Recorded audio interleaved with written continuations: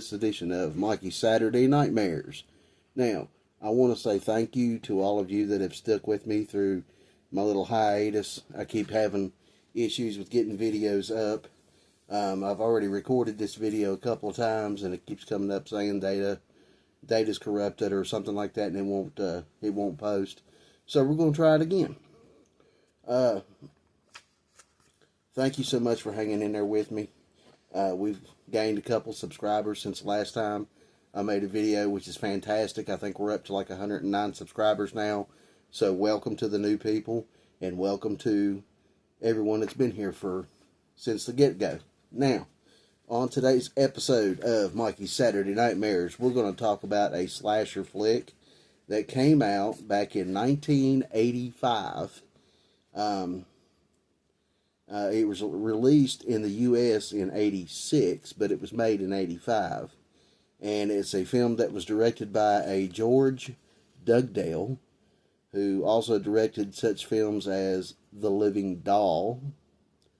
And it was also directed by a Mark Ezra, who also directed such films as Savage Hearts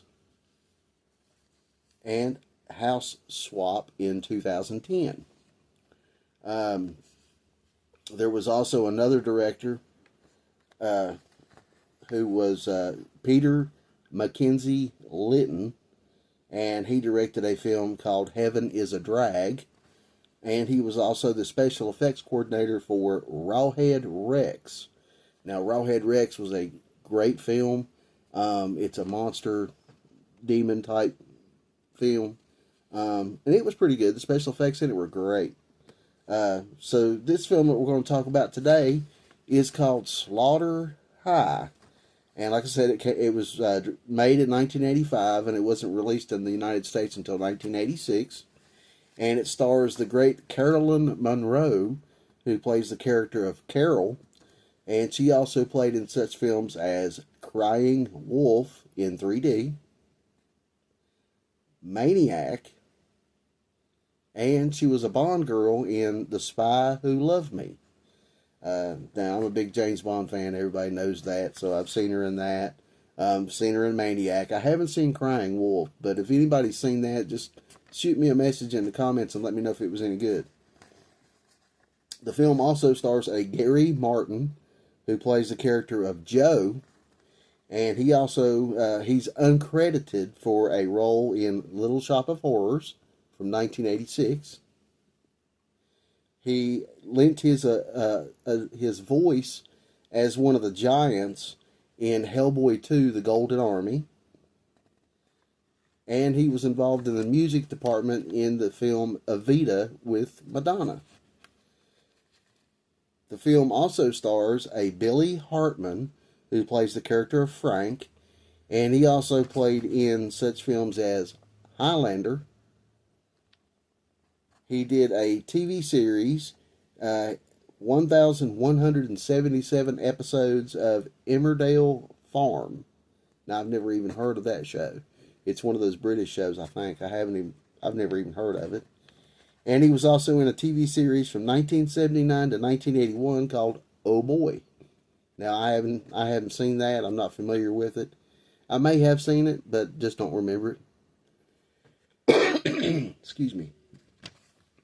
So the plot for this film is 8 people are invited to their alma mater for a 10-year reunion where a fellow former student, disfigured from a prank gone wrong, is out to seek revenge. So let's check out the trailer for Slaughter High. Here we go.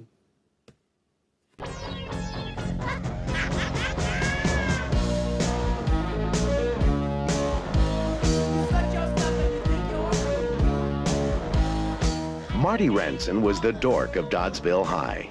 You get undressed in there. His classmates laughed at him. Are you ready? Here's Marty. Where's the beef? They tormented him. Where's the beef? And then they went too far.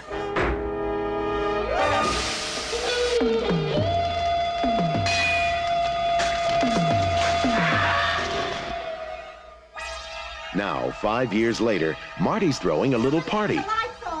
a class reunion. Come on, you guys, let's party. They say he still roams the nut house, ever hopeful of that chance to escape, so he can take his evil revenge out on us all. And he's making sure everyone has the time of their life. I feel sick! He's created a romantic atmosphere for rekindling old flames.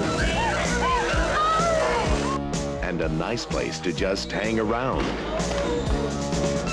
Marty hasn't forgotten a thing. He's giving them a blast from the past they'll never forget. Marty Ranson is still a dork, but tonight he's getting even. Vestron Pictures presents Slaughter High.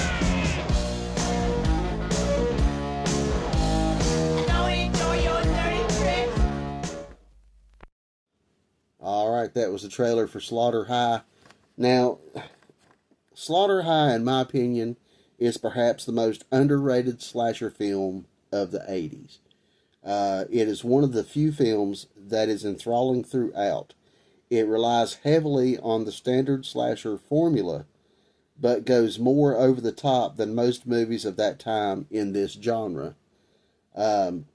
This movie has a great location in an abandoned, rundown high school that adds to the creepiness of the film. The victims are about as unlikable as you can get, and they reunite after 10 years. When they reunite after 10 years, you realize that they haven't really matured much at all. Their characters haven't, as far as the way they treated the killer when they went to school there. The kills are very creative, and some are pretty gory. Special effects for the kills really stand out, especially the one with the when they're drinking the beers. That's probably one of the best kills in the film. But they all stand out in their own way. I urge you to watch this movie with an unprejudiced eye and see it for what it's set out to be. A scary, funny slasher with a theme tuned second to none. The music in this movie was pretty catchy for 80 standards. Like I said, in the notes here, the kills were great. They were well done. They were practical effects, you could tell, and that's fantastic for that time period. It was made on a budget of $2.1 million. So a small budget compared to nowadays standards, but a good film nonetheless. Great film nonetheless. Some trivia for the film. Writer-directors George Dugdale and Peter Litton later said they were both worried that working on the film might have contributed to Simon Scudmore's, who played the character of Marty in the film, might have contributed to his suicide, which was an intentional drug overdose shortly after filming this movie had ended. However, at Simon's funeral, his mother told Dugdale and Litton that her son had been dealing with depression, and one of Simon's main sources of joy toward the end of his life was working on this film.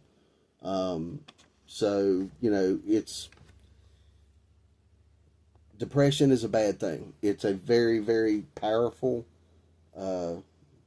thing. But, it's sad that it gets pushed to the extent to where that person ends their life, of their own doing.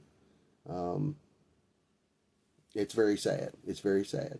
And this was the only film, to my knowledge, that Simon Scudmore ever played in.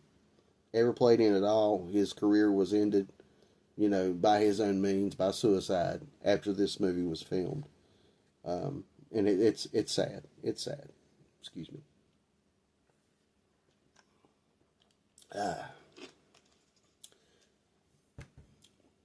The film's working title was April Fool's Day, but the title was changed after Paramount Pictures acquired the name rights, April Fool's Day, April Fool's Day was released later that same year. A significant portion of Harry Manfredini's score in this film is from his previous work on the Friday the 13th film series. I recognize some of it, but not very much of it, but I did recognize some of it. Carol's overlong chase scene toward the end was added during filming to make the film run longer. It was largely improvised on the spot. Sometimes they want to go for a little bit of a longer film. They extend some scenes, they cut out some scenes. You know, that kind of thing happens all the time. But it's pretty cool to know that it was ad-libbed and added on the spot. The interior of the high school was a condemned grammar school set to be demolished.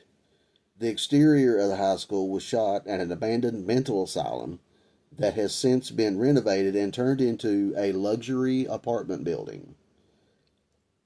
I don't know if I would want that kind of information out there. I mean, I guess, they have to release, the history of the building or the property that they're selling or whatever, but I just don't know if I'd want to live in an abandoned, asylum. But then it could be pretty cool too. A poster of Pieces is visible on the movie manager's office wall while he is on the phone with Carol's character at the start of the film. That's pretty neat. That's pretty neat right there. To see that kind of stuff. It's pretty cool. This movie was great. Like I said, the kills, of course, were very well done. The effects were great. The music was great. It's an overdone. Well, I guess you could say it's an overdone slasher film plot, but it adds its own flair to the genre, which is fantastic. This is a good film to watch if you've never seen it before. It's great. Just sit down and watch it. Go into it with an open mind. Realize that it's early 80s, well, mid 80s. And you will probably recognize some of the music in the film from, of course, Friday the 13th. But Harry Manfredini's score for this film was really good. Really good. So, with that being said, I'm going to end the video here. Thank you guys so much for tuning in to watch this video. I'm trying my best to get back on a schedule to make content for you guys. I don't know why. I haven't been able to get it going the way I want it to go. Like I said, I've made this video here several times trying to get it through. For some reason, the data's corrupted, so I've tried something different. So hopefully this works and I can get it posted. There will be another video this coming week. Excuse me. And it will be a classic movie buffet video coming up this week. One thing I did want to talk about real quick. The 14 minute vignette that came out for Sweet Revenge, the Jason Universe new aspect. I've seen some good stuff on it, and I've also seen some bad remarks on it. To me, it was good. It was a decent 14 minute, vignette. One thing I didn't really understand was the girl in the video. If you haven't seen it, go check it out. You'll know what I'm talking about. She's on the boat in the lake. She gets pulled into the water by Jason during the daytime. Then it shifts to nighttime, and she swims to shore. I didn't get that. Maybe she just got away, whatever. But anyways, I enjoyed it. The kills looked great. The makeup for the special effects looked really good. Like I said, I've seen a lot of people hating on it. If you're a Friday the 13th fan, can we not just be happy that we're getting content? You know, I mean, you want it to be the best content it can be, of course, but I'm just glad to have Friday the 13th content. I am such a fan of the Friday the 13th franchise, the Jason character, everything involved in it. I'm just happy we got some content for that. I'm excited for the new game whenever it comes out. I do want to check it out because I'm a Friday the 13th fan, and a lot of you are too, I understand. But if you haven't seen that little vignette, go ahead and check it out. And let me know what you think about it in the comment section down below. And like I said, I'll have another video out this coming week.